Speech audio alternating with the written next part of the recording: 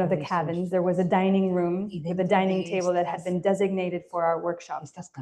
We put our stuff down on the floor under the table and waited as the room slowly filled with girls. We all took seats facing each other, tight smiles, quick glances. Some staff members pushed chairs up against the wall facing our dining table, our backs to them, their eyes over our shoulders. They were there to help things run smoothly, they told us. Above them, hanging at an angle from two corners of the ceiling, cameras watched us all. Then after that, I don't know. I'm not sure who surveilled the eyes behind the screen, behind the cameras. But I imagine that these concentric circles of surveillance had to end somewhere. Nobody knows anymore from where or from how far we're being seen. But there we were, sitting around a dining table in that dining room, surrounded by the staff and the cameras and the locked doors, inside a cabin in a clearing on top of a hill, and it was our first workshop session. I was nervous, felt a slight tremor in my hands and voice. From the kitchen adjacent to the dining room, a potent smell of lentils blew in intermittently. My niece, more composed than I was, distributed the blank journals and pencils we had brought with us. Some girls seemed excited with the design of their journal cover, some less so, some traded. As we began to introduce ourselves, some girls looked at us in expectant silence, others with mistrust, justifiably skeptical. One girl whispered something in another's ear, and a staff member immediately reprimanded her from behind. Respeto, muchacha. We had clear instructions. Not a single piece of writing was to leave the center. The only things allowed in were writing materials and books. We were not allowed to talk to the girls about their cases. In other words, we could not suggest writing exercises that would lead them to write about the reasons why they migrated or about their migration journey. The reason for this was simple. Anything that they wrote down would potentially constitute evidence, a document potentially used against them in a deportation proceeding, even if it were fiction. The lawyer also advised us not to write or publish anything related to the work we'd be doing at the center. There was no written prohibition on this, but it was quite clear in every stage of our work there. From the moment I pitched the workshop to a nonprofit who would act as a liaison between us and the detention center, to the period in which we awaited approval while we were background checked and cleared by ICE, and later while we negotiated rules with the center's administration, and finally in all the small interactions with the staff in the center itself, that there was a kind of nervousness in allowing a stranger who might later leak out information. There's a kind of secretiveness in the way detention spaces are operated that exceeds even that of so-called normal prisons. Of course, there is no such a thing as a normal prison. When we were in the early stages of planning the workshop, conscious of the restrictions we had, but still largely unaware of the kind of surveillance there would be, I tried to imagine ways for the workshop to allow a space for the girls to denounce the conditions they were under without getting into trouble by doing so. I came up with a plan that ultimately failed. But it failed well, and its failure is worth recounting. This was the plan. We could all read the Quixote together, which Cervantes in fact wrote while he was in prison. The book had been banned in Spain for years during the Inquisition, and possibly survived thanks to the copies that had been furtively sent to the Americas on ships, and the many copies of it that were reprinted in the first printing press in the entire New World, which was in Mexico City. It was a light-hearted, but also a deep and wildly imaginative book, and its chapters were almost always short, so we could read them out loud at the beginning of each session, and then still have time to devote the second part of the session to writing. After some sessions, we'd come up with a system of equivalences and correspondences between the world of the Quixote and the reality in which the girls were living. So, for example, the famous windmills would be equivalent to ICE officers. And the band of Galicians in chapter 10 would be equivalent to the staff in the detention center. We would slowly together refine the system of equivalences by means of drawing analogies during informal conversation. Then eventually each girl would have a kind of memorized cheat sheet connecting the two worlds. That's where we would start playing. I'd give them prompts for short fictional scenes written in Quixote code. All of them would be fictional scenes that offered an escape through satire and humor. None of the exercises would be geared toward incriminating the detention center or denouncing anything. However, by now, the girls would have a code, and if they ever needed to use it, could, amongst themselves or with us, if we'd gained their trust in us. The important thing, or so I thought, was to give them the instruments for whenever they might need them. After all, that is what writing is for. In any case, I wrote to a publisher and they generously donated 20 Quijotes, and we arrived in the center on our first day with boxes full of paperbacks, full of good intentions and a good deal of ignorance. The plan, as I've already said, failed. It failed, first of all, for the most obvious reason, which was that the amount of surveillance simply made the whole plan too risky for the girls. Even if we tried to dress the whole experiment in humor and Quixote-like delirious imagination, discussing why ice might be like windmills, and if the staff in the detention center might correspond better to the donkey in one scene, or to the Galicians who beat the shit out of Don Quixote and Sancho in the other scene, were simply too dangerous. The worst thing that could happen to us would be to get kicked out. But the consequences for them, for the students, would of course be much more serious, even life-changing. There were always staff members present, listening to our every word, and then there were the cameras, and who knows where those led to. Second, the plan failed for a reason I should have foreseen, but didn't. Almost all the girls, except for the few that had grown up in capital cities, spoke Spanish as their second language. They all spoke Spanish, including one girl who was Romanian and had been apprehended by ICE after years of living in LA. But Spanish was almost everyone's second language. The students were speakers of Así, Chu, Itzá, Quiché, Man, Mopan, and Quechí, a constellation of Mayan languages that have survived more than 5 centuries of Spanish domination. Reading the Quixote is not an easy task for any young reader, even a native speaker, with its archaic lexicon and peninsular conjugations no longer in use in Latin America. We read some paragraphs out loud together, stopping at opaque words, and I immediately sensed a deflation of what enthusiasm there might have been in the room.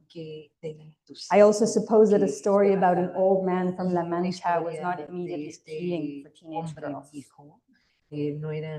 Last, the plan failed for a great reason. And the reason was that the girls already knew the written code. Of course they did. One should never underestimate teenagers. As soon as we had passed around the journals, pieces of paper were being ripped out and notes were being passed around. We only realized this at the end of the first session, when we were picking up and packing up and saw a mysterious-looking note in Spanish and asked one of the girls what kind of code it was written in. She smiled, a little mischievous, big, smart black eyes, and said, "Nada." As the weeks went by in our workshop, we tried out writing prompts, games, narratives, tragedies. I like a prompt which involves asking students to write a 1-paragraph autobiography, and then once they've written it, to write it again, this time with a constraint. The constraint is that they cannot use the letter E at all. The results are marvelous because the second version of the autobiography is usually much better, full of unexpected solutions, even humor. Someone who writes, "I am a student," in the first time around might write, "I am a human child who is at school," the second time. "My name is Eve," once became, "I am Adam's boat." The discussion around that particular exercise is always illuminating because students tend to quickly realize how a constraint, or what was perceived as an obstacle, is in fact the reason why their writing suddenly picked up. Circumnavigation leads to discovery. But we still had a problem. We still had an enormous obstacle, and we hadn't found an imaginative way around it. A couple of girls in the workshop had gotten into trouble with the staff for something they had written in their journals. The staff wouldn't tell us what it was and why they were in trouble, but all their journals had been confiscated, and that day they had to borrow a piece of paper. We were annoyed, of course, at the staff. Why would they be reading the journals in the first place? But of course, it made no sense to confront them. We had to keep things courteous if we didn't want them to start boycotting the workshop. Also, it was partly our responsibility. There is no privacy in detention. We knew that. Why would we give the students journals? The illusion of privacy. We should have protected the girls from something like that. We started using loose sheets of paper instead of journals. And we realized quite quickly that we not only could take work produced in the workshop back home with us, but that we had to. If we didn't take it back with us, it would get lost or get thrown away by the staff. They didn't want to have to keep our stuff and look after it. I imagine that all we did seemed like nonsense to them. I remember one night, the first night we used loose sheets of paper instead of journals and were packing up to leave when a staff member approached the table and picked up a sheet of paper. We'd been experimenting with cadavre esquisse, that surrealist method where each participant is only allowed to see the ending of what the previous person wrote and has to continue the thought. She squinted at the piece of paper. And what's this supposed to be? She asked. I must have said something about streams of consciousness and automatic writing. She, with one swift move, like she was crushing an egg with her hand, crumpled up the piece of paper and waddled down to the trash can, her arm swaying a bit and our work tight in her fist. She missed the trash can twice before she scored. After that day, we made sure to take everything with us and bring it back the following week, in case the students wanted to continue working on something or simply wanted to see what they'd completed. But where next? On our ride back home from the center one day, my niece had a brilliant idea. Individual sheets of paper were fine, but we also wanted to be able to properly collect the work for the girls to see and have and read, something tangible. We didn't want to produce loose material that would end up getting lost or in the trash.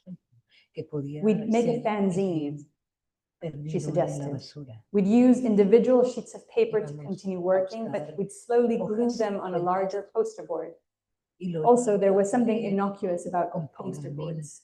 No one suspects a cartulina. No one even reads things written on them.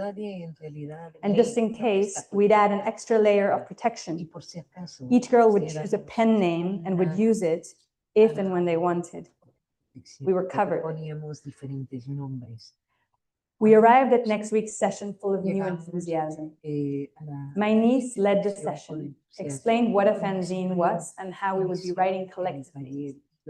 She told them she would use the pen name Mazorca, which means a crop of corn, but also in some countries a group of friends. And everyone would choose their own name, following the only rule that the name be either an animal, a plant, or something not human. The girls thought about it, brainstormed, giggled, teased each other, and finally wrote down a name for themselves. Then we went around, uttering their new names. We asked them to speak it as loud and clear as they could. Huracán, cascada, mar, conejita, sol, flor, terremoto, luna, estrella, abejita, arcoíris, oscuridad. From that moment on, from the moment everyone had new names and we began making the fanzine, something changed profoundly in the way we worked together. It was the collective spirit of the fanzine making, sure, but it was something else. And I think that that something else was the almost magical cloak of visibility, invisibility given by the new names. Suddenly they were not themselves, but both a character and an author. Conejita wrote things very much akin to the gentle, discreet, smart spirit of a rabbit. She wrote sometimes in Spanish, but mostly in Mam. And she once raised a hand to pause the session, timidly at first, but then in full dominion of her knowledge, to give us all a detailed explanation of the correct use of glottals. I had never until that day known what a glottal even was. Oscuridad was full of potent lyricism and wrote of chains and broken wings and feeling locked. Terremoto wrote about intelligence. She ended a beautiful paragraph about the importance of cultivating intelligence with what sounded like a Heraclitean dictum. Use your intelligence, she said. Then you will not be afraid. The things they wrote about in the fanzine were not directly about why or how they had left their homelands, but in a deeper sense they were. They wrote about the importance of friendship, about sorority, and about solidarity amongst young women, about the dangers of hatred and greed, and their grave concerns about the environment and the destruction of their communities. During one session, they wrote feminist manifestos against sexual abuse and about sovereignty over their own bodies. Several of them, deeply religious, wrote about their spiritual sentiments and about their connection to God. Others, less religious, preferred to write about the importance of making good decisions and remaining centered and courageous in the face of uncertainty. They were very proud, I think, of the fanzine they produced over the months. And in the very prologue or introduction for it, they decided, in a subtle but at the same time potent turn that I did not expect, to address the prologue and therefore dedicate the entire fanzine not to their family members, not to their friends, but to future girls in their same situation. Primeramente, un saludo a ti.